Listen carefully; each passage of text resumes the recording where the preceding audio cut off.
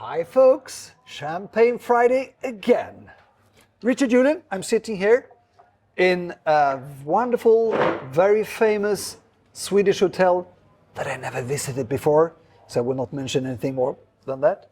But more important than that is, you look at the label, you see the famous name of Drappier, and here I have a Drappier alive. Charline Drappier, very welcome to be in our small show at the Champagne Club. And, Merci, Richard. It's a pleasure to be with you in Stockholm. Thank you very much. And I know you're watching these videos yourself, the Champagne Fridays. Yes. And so you're here showing so many champagnes.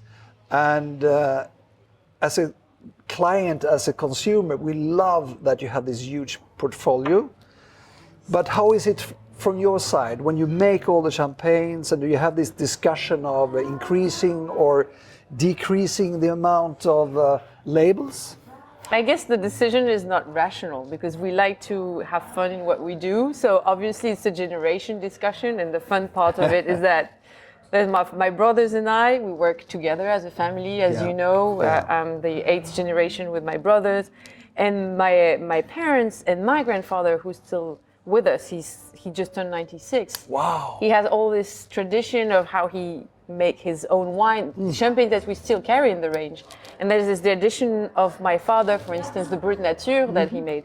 And then there are also our new ideas, and we end up having a huge line, but it's fantastic because each champagne is very different from one another. So we have fun. They are, and I'm very impressed by that. And I will also say to everyone looking at this, that Drappier is one of the few new 4 stars. It's just 2 that got 4 stars from 3 stars, in my opinion, in my new book, Champagne Magnum Opus. And the reason is that every step you take is towards better and better quality. Everything is quite slow, of course, because there are small adjustments. But one reason is that you're keeping this amount of diversity within the range. And one of the champagnes that didn't impress me for a long time, improving all the time, and I think this version, this bottle is the best I ever tasted, because we tasted it here before, is the Charles de Gaulle. Yes. And if you have a name like that, you normally think it's just a gimmick. But please tell us the true story of the Grand Charles. You know, we call him the Grand Charles in France because he was not only a tall man, but obviously he was an emblematic figure of French history. Yeah. And I guess you have to stand up for his standard, right? So, so he was a famous customer of us. Not only was he admiring our champagne and drinking our champagne, but he was also living very close to where we are. And he used to have a house, and he lived many, many decades in this place. And his favorite was champagne for his home. So not for the show, because obviously for the show there were other options at the time. He actually drank it all the time. He drank it all the time. It was his personal choice. Yeah. And there was this, this story with my grandparents, just like delivering the cases themselves to his house, which is called La Boisserie. And in the early 80s, my father thought it was interesting to pay a tribute to that story. So he re-vinified the exact same champagne that Charles de Gaulle was ordering, except that he took away the dosage. Because in the 60s, dosage used to be higher. So Charles de Gaulle used to drink his champagne extra dry. Let's taste it. Brut. Oh, yes. 70% Pinot Noir, this one, which impressed me very much this time.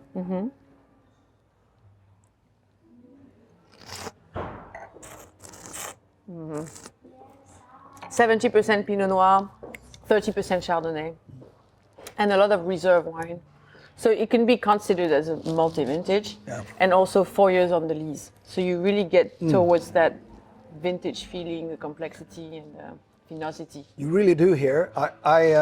When you told the story about Charles de Gaulle, I felt that it's quite similar to what Paul Rocher has been doing with Winston Churchill in many ways.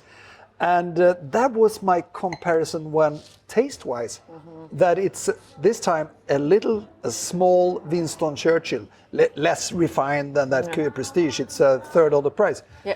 But style-wise, you're aiming for that, and it's this tall, rich wine. It's interesting because we have some customers that are doing wine dinners of a fight between Charles de Gaulle and Winston Churchill, because in real life they were love enemies. I don't know if you can say that, but they were they had love and hate relationships. Yeah. So we had a couple of interesting wine dinners where we were putting them side by side. But I guess we're aiming towards a serious wine, a very much food-friendly champagne. So we're going into the direction without it being vintage champagne, because it's quite young in a way that most of these champagnes are 16, 17, 18.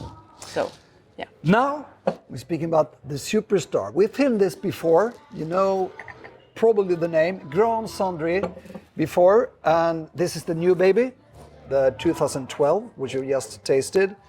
And for me, it's probably the most generous and easy drinking from the start of these ones, because I'm impressed, but I'm more impressed because I know how well it aged. When I tasted it the first time together with your father, and even more strongly, I was at the Cannes Festival, and we had an old bottle of 86 tasted blind, and it was so red Burgundian with animalistic and some boiled vegetables and truffle notes and these kind of things. So I see them, I get them, but they're underneath. This time there's a polished, round, very elegant style without losing the potential of that happening. So what's the story about the place? Because it's a place. Yeah, thank you for this. I think you nailed down what Grand Cendré is today, a bit more focus, and yet the vinosity and the proximity with the Burgundy, which tells a lot about how Pinot Noir behaves in our county, like those rich flavors. But yes, it all started from the plot itself, the vineyard, because the vineyard is called Grand Cendré. It's a vineyard that belonged to my grandmother, and that we discovered had burnt in 1836. And when it burnt, also the village burned. So when you go to Urville, you see some remains of places that had burned during this time. And there was a layer of ash that was left on the ground, and it was then replanted as a vineyard, because before it was a forest. So it lived the name, cinders, and the C turned into an S in the mistake in the book, and we kept the mistake on the label. Yeah. So it's not only the name of the cuvée, it's also the name of a single vineyard champagne that my father had identified in the early 70s as being like perfect for aging. You just mentioned how it's good as aging because it's almost north-facing, and it has a little bit more complexity in terms of terroir. So in Urville we are in Kimmeridgian limestone. Yeah. But the subsoil is actually clay, marl, chalk, and a lot of pebbles. Yeah, exactly. That's my pebbles. Because it used to be a beach. Yeah. So you have round-shaped pebbles, so it gives a nice density also to it when it's aging, and it took a few decades before he could actually have this richness and the elegance. And we usually release it 8 years minimum before after harvest. So this is 10 years after 2012. I heard some people saying that the style is also affected by the ashes. Do you think that is something that happened? It's hard to say. It's hard to say. I think it used to, but today we can't really say that the flavor. However, there is some smoky feeling to it. Yeah, it is, but it could come from other parts. Exactly, from the wood. There's a bit of wood aging and oak aging, so it's hard to. It's like it's a mystery. Yeah. How much oak is it in? A third of the wine is aged in oak. And they foudre, so there's no barrel aging. It's like very 55, 45. 55 Pinot Noir, 45 Chardonnay, and 30% in oak. Let's taste. Yes. Friends, Grand Cendré 2012.